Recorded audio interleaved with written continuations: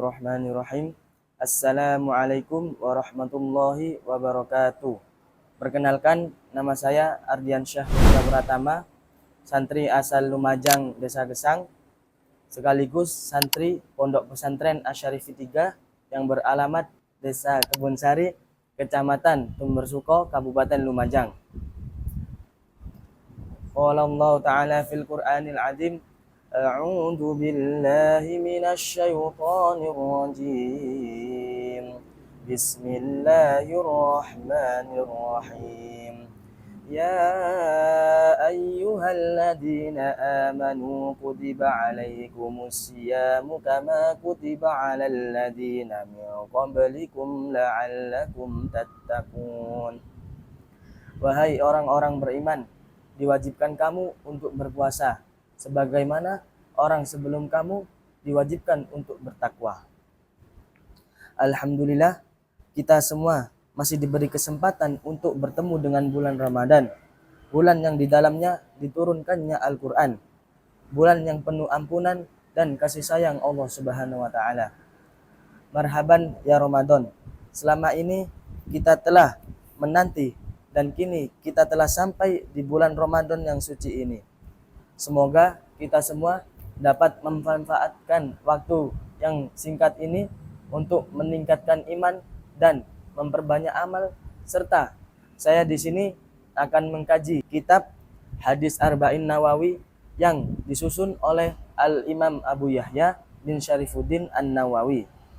Saya akan membacakan hadis tentang perkara subhat.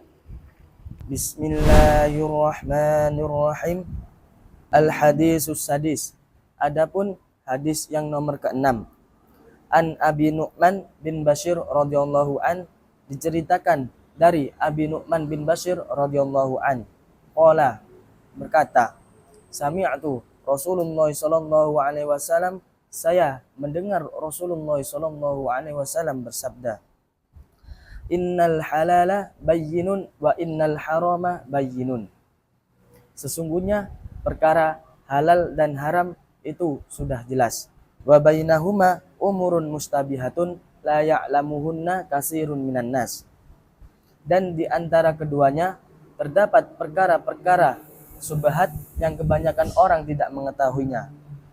Faman ittaqa asyubuhati faqad istabara'a lidinihi wa irdihi.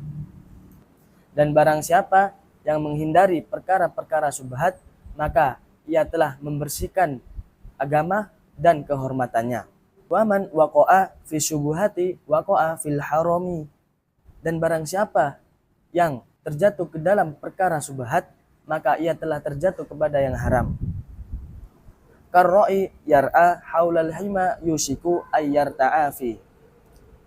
Seperti orang yang menggembala hewan di tempat terlarang dan pengembala tersebut mengkhawatirkan hewannya untuk masuk ke dalamnya. Ala wa inna himallahi maharimuhu. Ingat bahwa setiap raja memiliki tempat lindung tersendirinya. Dan ingat, tempat lindung Allah adalah perkara-perkara yang diharamkannya. Ala wa inna fil jasadi mudghatan idza saluhat saluha al jasadu kulluh.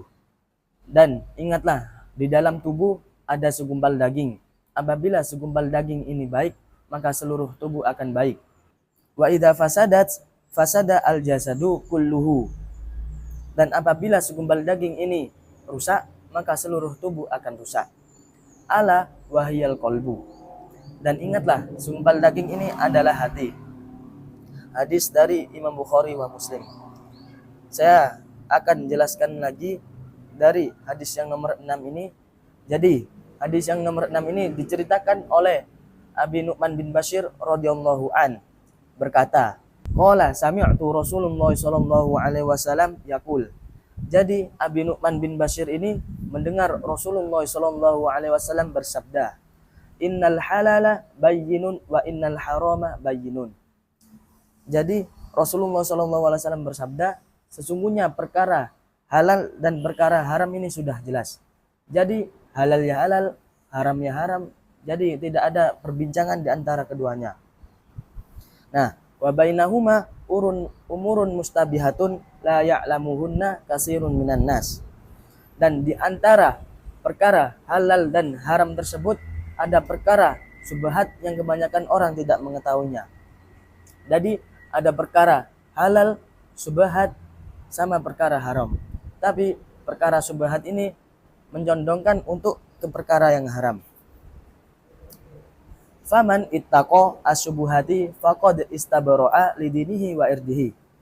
Dan barang siapa yang menghindari perkara-perkara subhat, maka ia telah membersihkan agama dan kehormatannya. Jadi barang siapa yang ingin membersihkan agama dan kehormatannya, yaitu cukup untuk menghindari perkara-perkara subhat. Waman waqa'a fi syubuhati waqa'a fil harami. Dan barang siapa yang terjatuh ke dalam perkara-perkara subhat, maka ia telah terjatuh kepada yang haram. Jadi perkara subhat ini mengarahkan untuk ke perkara yang haram. Nah, Rasulullah SAW mencontohkan seperti karra'i yar'a haulal hima yusiku ayyar ta'afi. Seperti orang yang mengembala hewan, yaitu mengembalanya di tempat terlarang, dan pengembala tersebut mengkhawatirkan untuk hewannya ini masuk ke tempat terlarang tersebut dan memakan rumput di situ. Ala wa inna likulli malikin ala wa inna himallahi maharimuhu. Dan ingatlah, setiap raja mempunyai tempat lindung tersendirinya. Dan ingatlah, tempat lindung Allah adalah perkara-perkara yang diharamkannya.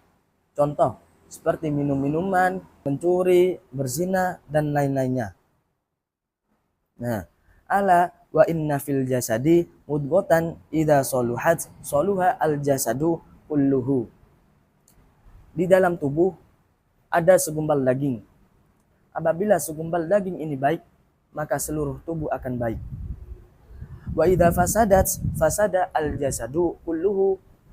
Apabila segumpal daging ini rusak, maka seluruh tubuh akan rusak. Apa segumpal daging itu? Ala wahiyal qalbu. Ingatlah, segumpal daging ini adalah hati. Jadi apabila hati ini baik, maka seluruh tubuh akan baik, baik dalam ucapannya, perlakuannya, maupun akhlaknya. Dan apabila segumpal daging ini rusak, maka seluruh tubuh akan rusak, baik dalam ucapannya, perlakuannya, akhlaknya, semua akan rusak. Jadi hati itu sangat berpengaruh itu. Dan hadis ini diriwayatkan oleh Imam Bukhari dan Imam Muslim. Cukup sekian yang dapat saya sampaikan. Kurang lebihnya mohon maaf. Apabila ada kesalahan mohon dimaafkan. Subhanakallah wa bihamdika asyhadu an la ilaha illa anta astaghfiruka wa atubu ilaik. Assalamualaikum warahmatullahi wabarakatuh.